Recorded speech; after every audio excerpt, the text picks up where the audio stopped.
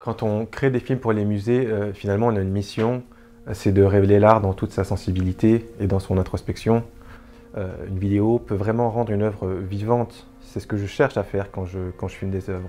Filmer des artistes en action, ou en train de peindre, ou de parler de leur travail, de leur vision, de la matière, du matériau, du geste, c'est plonger le spectateur dans l'intimité de leur processus créatif.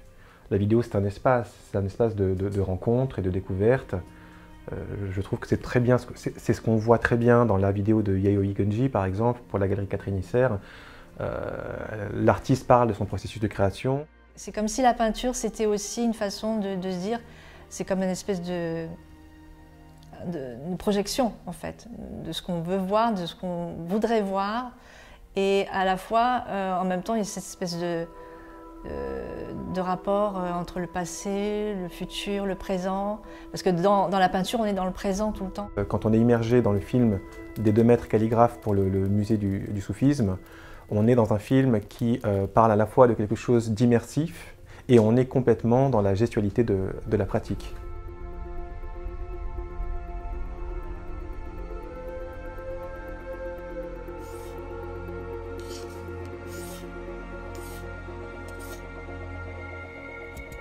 La spiritualité, c'est une démarche d'esprit. À mon avis, c'est quelque chose de très philosophique, personnel. Qu'est-ce qu'on voit? Pourquoi on cherche la spiritualité? J'utilise souvent des plans fluides et cinématographiques. J'alterne des plans rapprochés, des plans larges pour explorer l'espace des lieux d'exposition, pour explorer la densité des œuvres.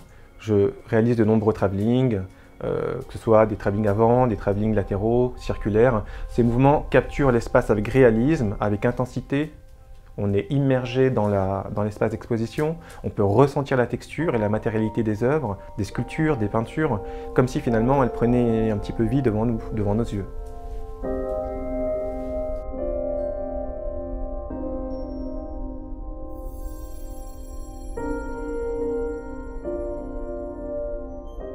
Les images de la sculpture de Larry Bell, qu'on a réalisée par drone, montrent une perspective unique qui sublime l'œuvre dans son implantation dans l'espace.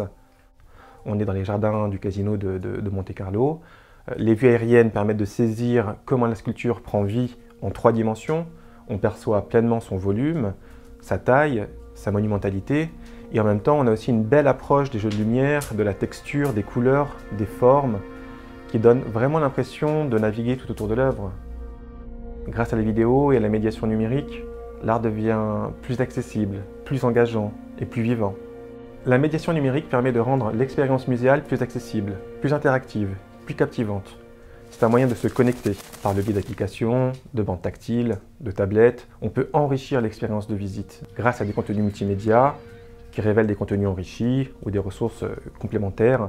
Par exemple, au musée Picasso, nous avons créé une application où, en scannant un QR code, les visiteurs accèdent instantanément à des ressources inédites, ou en choisissant l'œuvre pour laquelle ils souhaitent explorer plus de contenu. Au Yacht Club de Monaco, nous avons conçu des jeux interactifs et des contenus qui valorisent les collections, qui parlent de la restauration, et qui dévoilent toute la singularité des œuvres et des objets de manière ludique et interactive. C'est une approche immersive interactive qui transforme l'art d'une certaine manière en une expérience accessible et inclusive.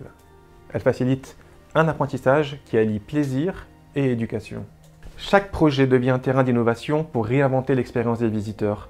Chaque visite devient un voyage personnel, riche de découvertes et de sens.